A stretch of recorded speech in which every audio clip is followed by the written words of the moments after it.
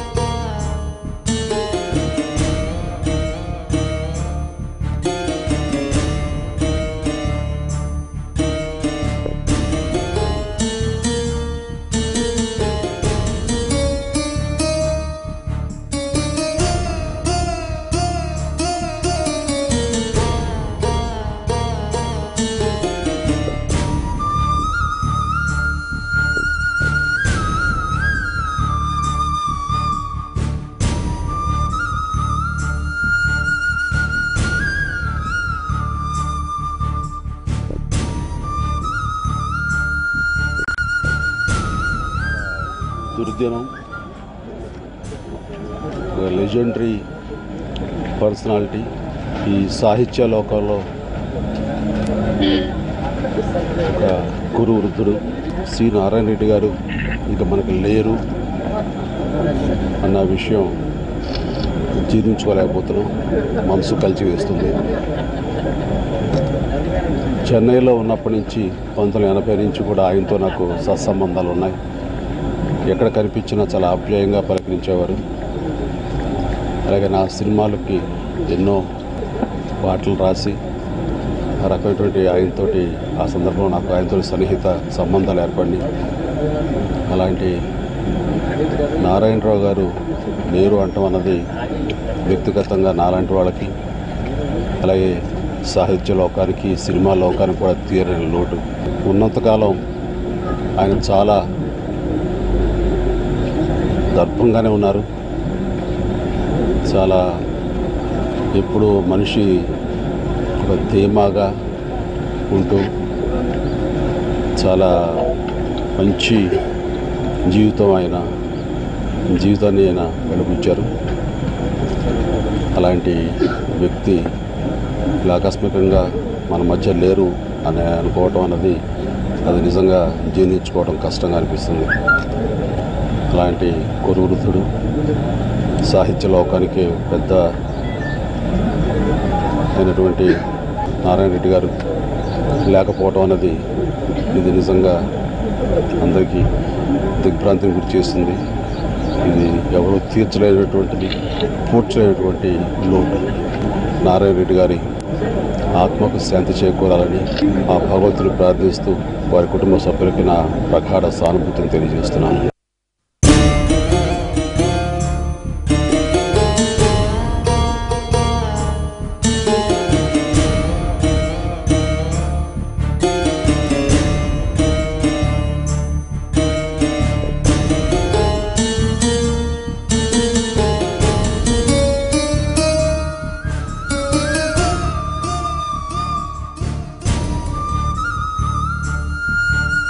Picture 1975 మా గురువుగారి దర్శకత్వంలో స్వర్గం నరకం.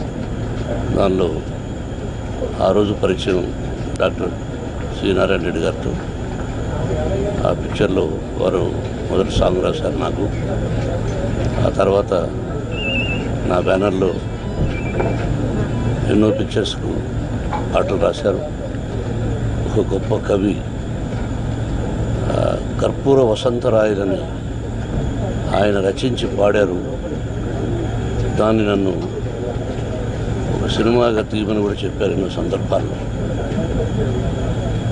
ఒక గొప్ప రచయిత మనం కోల్పోయాం. మళ్ళీ ఈ జనరేషన్లో ఇటువంటి గొప్ప వ్యక్తి ఉన్నారని నాకు తెలియదు. రెండు గొప్ప వ్యక్తులను కోల్పోయాం. వారి ఆత్మకు శాంతి చేకూరాలని కోరుకుంటున్నాను. పెద్ద నక్షత్రాలు రెండు పడిపోయాయి, ధ్రువాలు. ఇద్దరు నాకు కావలసిన వారు. చూడటానికి కూడా నాకు ఆయన కడసి చూపు కూడా చూసే అవకాశం లేకుండా నాకు కొంచెం సుస్థి అయిపోయింది. నేను దీపానికి కిరణం ఆభరణం, అది వారు ఎంతో ఇష్టం ఆ పాట నారాయణ రెడ్డి గారికి. అలాగే ఆయన కోసం రాసుకున్నట్టు రాశారు ఆ పాట. ఆ దీపం ఎప్పుడు ఆరిపోదు, ఎప్పుడు ఆరదు. అందుకే ఆ పాట ఎల్లప్పుడూ అలాగా అందరి గుండెల్లో కంటే నా గుండెల్లో ఎక్కువ మెదులుతుంటుంది. మనిషి యొక్క అంతరంగం, ప్రకృతి ఉద్రేకంలో మనిషి ప్రయాణాన్ని సుదీర్ఘంగా వాటి పట్ల నిబద్ధతతో రాసిన మహాకవి.